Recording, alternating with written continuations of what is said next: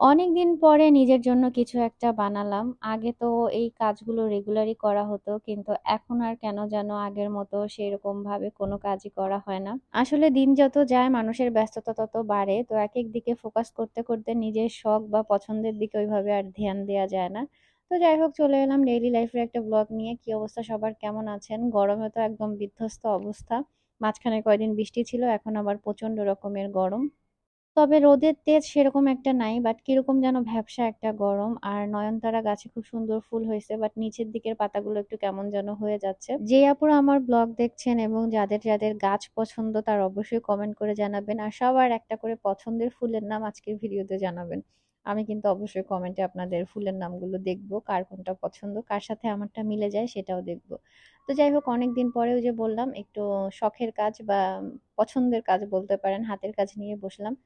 Blouse বা অন্য কিছু অনেক দিন বানানো হয় না, তো আজকে হুট করে মনে হলো যে একটু ডিফারেন্ট একটা ডিজাইনে ব্লাউজ বানাবো। তো এটার আমি আগে কখনো ওইভাবে বানাইনি।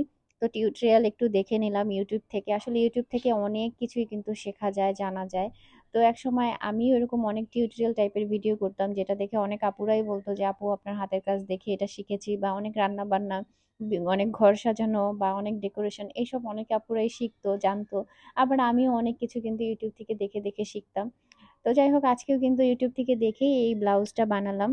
তো মাত্র কি বলে 5 মিনিট দেখে একটা ভিডিও, দেন হচ্ছে সাহস করে বসে পড়লাম। বাসায় হচ্ছে টুকরা কাপড় ছিল, সেগুলোই একদম জোড়াতালি দিয়ে খুব সুন্দর করে একটা ব্লাউজ বানিয়ে ফেললাম। আর প্রিন্টের এই ব্লাউজগুলো কিন্তু এক কালার শাড়ির সাথে পরলে বেশ ভালো লাগে। তো এখনো হুকগুলো লাগানো হয়নি, তো আমি ব্যাক সাইডে হচ্ছে গিয়ে বাটন বা হুক সিস্টেম করেছি। আর ফ্রন্ট সাইডটা হচ্ছে গিয়ে প্লেন রাখছি। বিশেষ করে জর্জেট শাড়ির সাথে কিন্তু ফ্রন্টে হুক বা বুতাম না দিলেই ভালো হয়।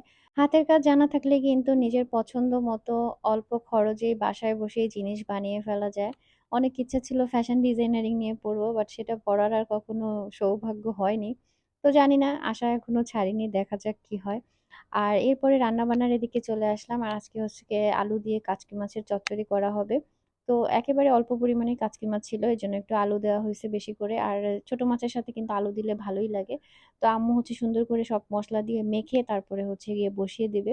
যদিও হাতেই আম্মু সুন্দর করে মাখবে, আমি কেন যেন হাত দিয়ে কখনোই মানে কোনো তরকারি ওইভাবে মাখি না। আমি বলি হাত দিয়ে মাখা আর চামচ দিয়ে মাখার মধ্যে পার্থক্য কি। বাট দেখবেন যারাই হচ্ছে মা খালা বা দাদি নানি আছে সবাই বলবে যে হাতে মাখলে সেটার টেস্টই নাকি আলাদা হয়। তো আমার কাছে অবশ্য সেরকম পার্থক্য মনে হয় না। তো আম্মু এখানে মোটামুটি সব ধরনের মসলা দিয়েছে, তবে অল্প পরিমাণে, যেহেতু মানে ছোট মাছ, ছোট মাছে কিন্তু অল্প মসলা দিলেই বেশি ভালো লাগে। আর টমেটো কুচিও দিয়েছে অনেকটা। তো সবকিছু দিয়ে শুধুমাত্র হাতটা ধুয়ে অল্প পরিমাণ পানি দিয়ে এটা একদম চচ্চড়ি করে রান্না করা হবে। আর এই ছোট মাছের চচ্চড়ি আমার মনে হয় কম বেশি সবারই অনেক বেশি পছন্দের। তো এরপরে দুপুরে খাওয়া দাওয়া করে নিলাম, সেই সময় আপনাদের সাথে একটু শেয়ার করে ফেললাম। আর চচ্চড়িটা খেতে আসলে অনেক বেশি মজা হয়েছিল। আর রাফি ফাবরার জন্য ডিম রান্না করা হয়েছিল, কারণ তারা তো চচ্চড়ি খেতে পারবে না। আর এদিক থেকে আমার পাখিরাও চলে আসছে খাওয়া দাওয়ার জন্য, তাদের জন্য হচ্ছে খাবার দিয়ে দিয়েছি। আসলে মানুষের জীবনে যে কত রকমের শখ থাকে, কত শখ পূরণ হয়, কত শখ পূর্ণ হয় না আজীবনও। আবার নতুন নতুন অনেক শখের জন্ম হয়, এভাবে আসলে জীবন চলতে থাকে, আর এক সময় জীবন ফুরিয়েও যায়। আর সন্ধ্যার সময় হচ্ছে পাস্তা রান্না করেছিল নেয়না, তো সেই পাস্তা খেয়ে নিলাম। যদিও আমার পাস্তা নুডলস এই টাইপের খাবার একটু কম পছন্দ। আর দেখা যায় কি শাড়ির শুট করলে বা একটু রেডি হলে, যেহেতু বাইরে যাওয়া হয় বেশিরভাগ সময়ে, সবকিছু মিলিয়ে দেখা যায় কি ঘর বাড়ি তখন আরো বেশি অগোছালো হয়ে যায়। মানে একটা রেখে একটা কাপড় নামাতে হয় শুটের জন্য, আবার কাপড় বের করো, গোছাও, রেডি হও। অনেক ঝামেলা, আসলে কাজ বললে বা করলে সারাদিনও ঘরের কাজ শেষ হয় না, এরকম একটা ব্যাপার। আজকে হচ্ছে আতিয়া জান্নাত, এই ছোট্ট মামনিটার জন্মদিন। শুভ জন্মদিন মামনি।